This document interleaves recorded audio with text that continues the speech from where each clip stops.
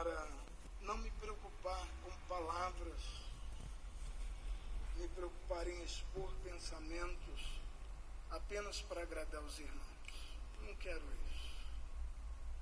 Isso não faz parte do ministério, não faz parte do dom do profeta. O que nós queremos é que Deus fale conosco. Por isso eu quero convidar os irmãos a abrirem as suas Bíblias no Evangelho de Mateus, capítulo 16, versos 13 a 20. Evangelho de Mateus, capítulo 16, versos 13 a 20. O pastor José Armando me deu a liberdade de escolher o texto, o tema, para nós trazermos nesses 76 anos de organização desta igreja. Diz-nos assim a palavra do Senhor. E chegando Jesus às partes de Cesareia de Filipe, interrogou os seus discípulos, dizendo: Quem dizem os homens ser o Filho do Homem? E eles disseram: uns, João Batista, outros, Elias, e outros, Jeremias, ou um dos profetas. Disse-lhes ele: E vós, quem dizeis que eu sou? E Simão Pedro respondendo disse: Tu és o Cristo, o Filho do Deus vivo. E Jesus respondendo disse: Bem-aventurado és tu, Simão Bar-Jonas, bem-aventurado és tu, Simão, filho de Jonas, porque não foi carne e sangue quem te revelou, mas meu Pai que está nos céus. Pois também eu te digo que tu és Pedro, e sobre esta pedra edificarei a minha igreja. E as portas do inferno não prevalecerão contra ela. E eu te darei as chaves do reino dos céus, e tudo que ligares na terra será ligado nos céus. E tudo que desligares na terra será desligado nos céus. Então, mandou aos seus discípulos que a ninguém dissessem que ele era o Messias, que ele era o Cristo. O pecado trouxe ruídos nos nossos relacionamentos. Através do pecado entrando na história da humanidade, houve um conflito entre nós e Deus. Deus fala e muitas vezes nós não ouvimos da maneira como Deus falou. Há ruídos no relacionamento entre nós, seres humanos, há muitos conflitos. Talvez o resultado desses ruídos, o pior deles, seja a chamada fofoca. Falarmos da vida alheia e falarmos muitas vezes do que não sabemos e não entendemos, e por isso está entre os mandamentos de Deus: não dirás falso testemunho contra o teu próximo. Temos ruídos entre nós e a natureza. Não só a natureza, aquilo que está aqui em natura para nós, como ruído entre nós e a natureza, o sobrenatural. Temos conflito entre potestades, entre anjos, entre poderes. Muitas vezes não entendemos como essas coisas funcionam. No ruído com Deus, nós temos a dificuldade, muitas vezes, de lermos um texto bíblico e ouvirmos aquilo que o Espírito Santo quer falar para nós. Muitas vezes o ruído nos faz achar que Deus fala para o outro, Deus chama a atenção do outro, Deus questiona a vida do outro, Deus acha que o outro está no erro e no pecado e precisa mudar, e não questionamos o que Deus fala para nós. Quais as mudanças devem ocorrer em nossas vidas. O Os ruídos em relacionamentos humanos, nós não sabemos amar como devemos amar, nós não sabemos respeitar como devemos respeitar, nós estamos em processo de aprendizado, não sabemos tudo, ainda temos muito que aprender a nos relacionar como filhos que obedecem aos pais, como pais que sabem criar os seus filhos no temor e admoestação do Senhor. Temos conflitos em relacionamento marido e mulher. Esses conflitos muitas vezes são apresentados de maneira que maridos e mulheres se tratam de maneiras grosseiras. Vêm à igreja, cantam louvores, mas dentro de casa, farpas uns para os outros. Por quê? Porque há ruídos no meio dos nossos relacionamentos. O pecado trouxe isso. O pecado nos feriu. O pecado nos agrediu.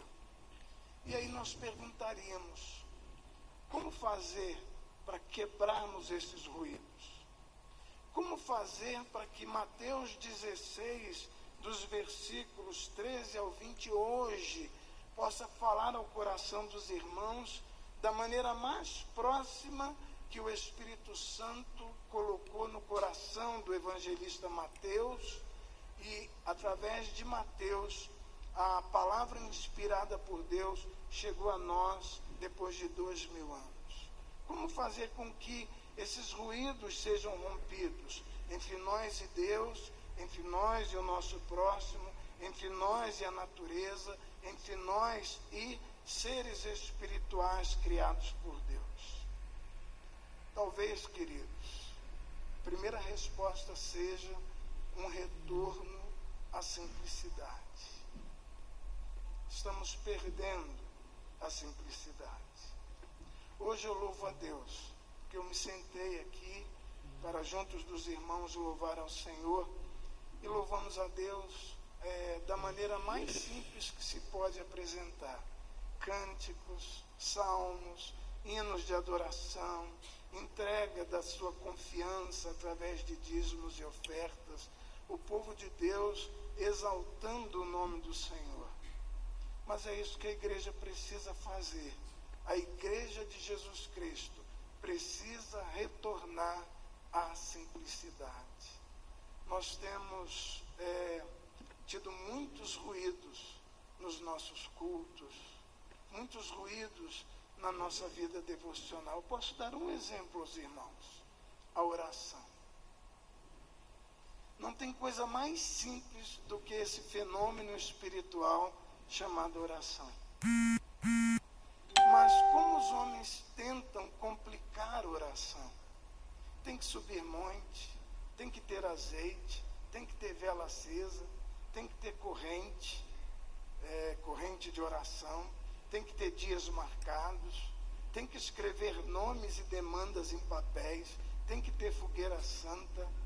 E quando nós olhamos a Bíblia, nós entendemos que uma das maneiras de dissipar ruídos é exatamente a simplicidade. O profeta chega para Ezequias e diz: Ezequias, prepara a tua casa, porque o Senhor mandou eu te dizer, tu vais morrer.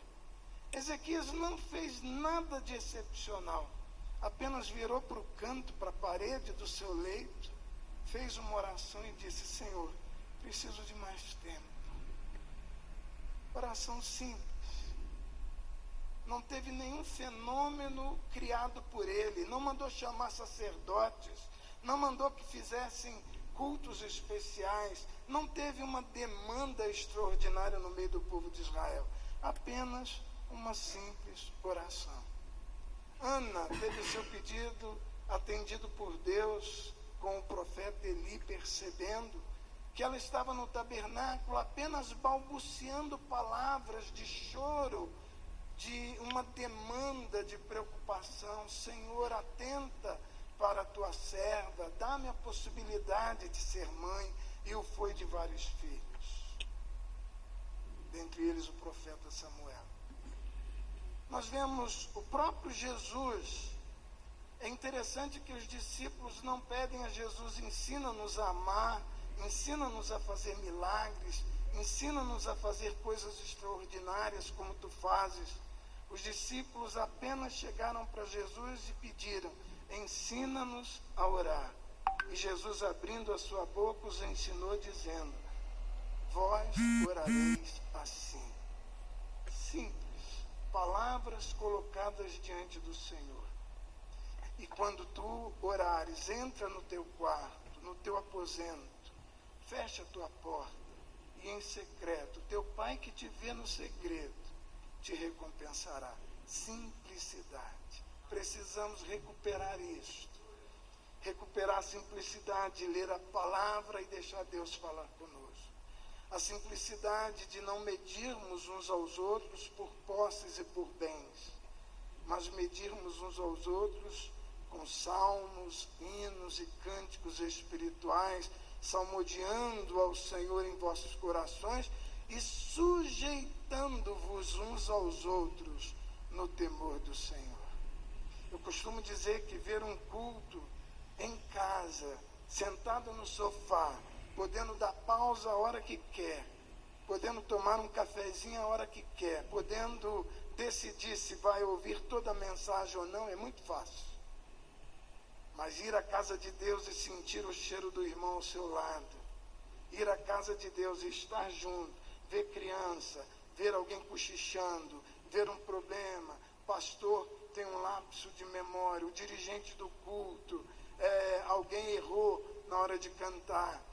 Isso exige de nós a simplicidade de nos sujeitarmos uns aos outros no temor do Senhor. E aí, quando a gente vai ler a palavra do Senhor, Ele nos diz que se você quer quebrar ruídos, primeiro, não converse com o diabo. Infelizmente, quando nós falamos da palavra de Deus, as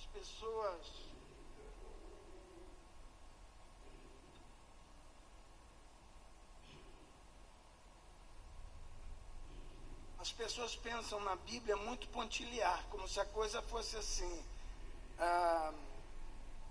O diabo chegou, conversou com uma mulher, propôs a ela desobediência ao Senhor, e não entendem que Adão e Eva habitaram o jardim do Éden muitos e muitos anos, não sabemos quantos, talvez décadas, conversando com o Senhor que vinha tardinho.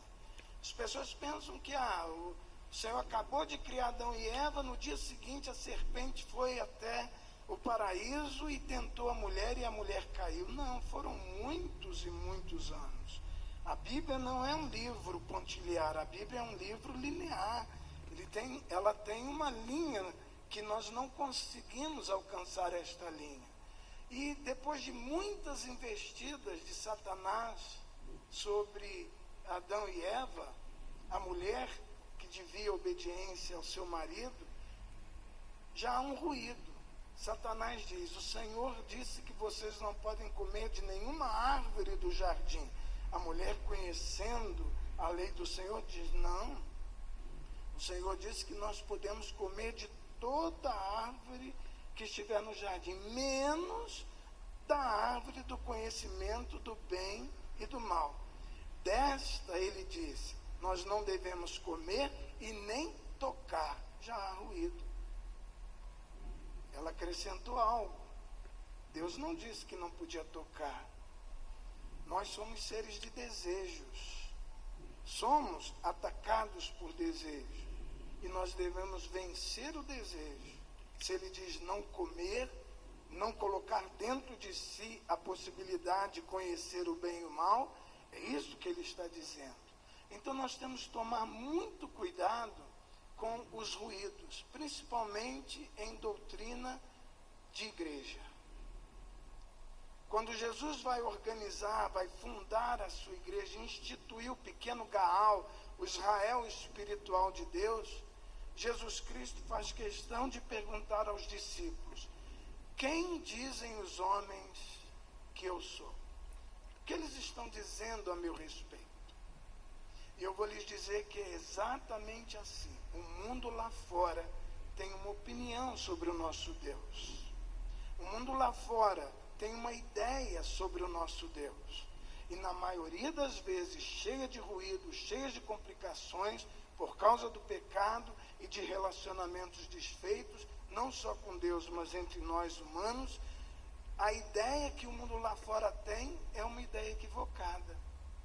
Eles próprios disseram: olha, Senhor, uns dizem que tu és o João o Batista, o primo de Jesus. Outros dizem que tu és Elias, o profeta que deverá, com voz profética, reinaugurar o reino dos céus, o ministério de profecia. Outros dizem que tu és Jeremias ou um outro dos profetas. Mas Jesus então pergunta aos seus discípulos: e vós, quem dizeis que eu sou? Queridos, se nós temos que retornar à simplicidade para vencer os ruídos entre o que Deus quer de nós, o que Deus nos ensina, o que Deus nos promete, o que Deus nos garante, nós precisamos também saber quem é o nosso Deus. E vós, quem dizeis que eu sou? O mundo lá fora pode errar, como erraram.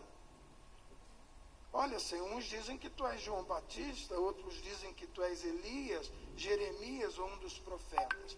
O mundo lá fora pode ter conceitos errados acerca de Deus.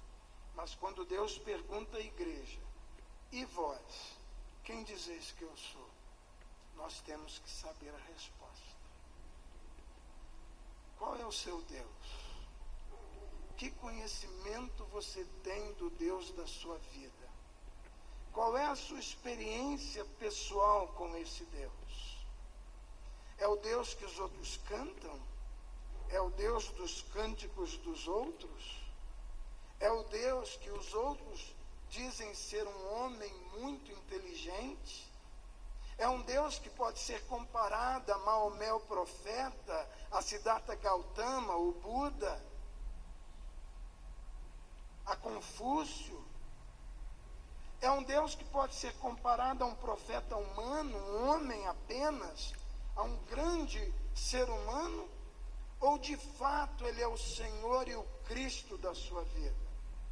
Porque quando nós temos esse conhecimento de Deus, aqui também nós aprendemos a simplicidade e aprendemos a quebrar os ruídos. Eu sei em quem tenho crido.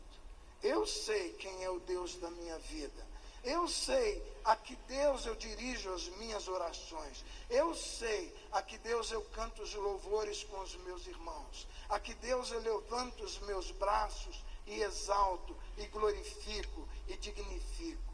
Eu sei qual é o Deus que habita em mim e se move em mim através do seu Espírito Santo. E vós, quem dizeis que eu sou? Não há igreja.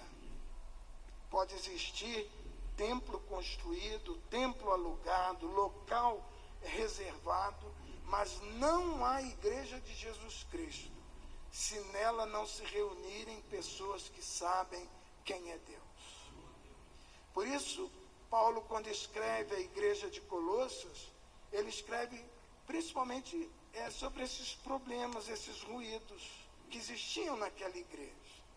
Na Bíblia não existem pessoas perfeitas, como não existem ou não há narrativas de igrejas perfeitas.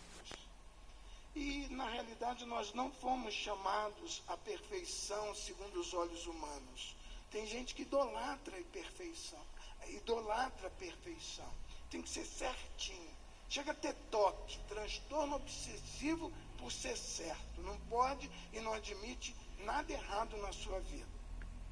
Isso é pecado. Porque na realidade todos nós sabemos que o ruído trouxe às nossas vidas a imperfeição. E dentro dos nossos corações o que nós queremos é santidade em Deus. E santidade em Deus é maturidade espiritual. É saber que eu posso cair, e se cair, Deus é fiel e me levanta. É santidade para olhar a mim mesmo e dizer: Senhor, sou pecador, preciso ser lavado pelo sangue derramado na cruz do Calvário, e olhar não com simpatia, mas com empatia os erros do meu irmão. No lugar dele eu não erraria também, eu não cometeria os mesmos erros. Então, é função minha orar por ele, que Deus os abençoe. Ora, pensemos isso, Paulo, quando escreve a igreja de Colossos, ele está tratando exatamente esses ruídos, e um dos ruídos é os irmãos que se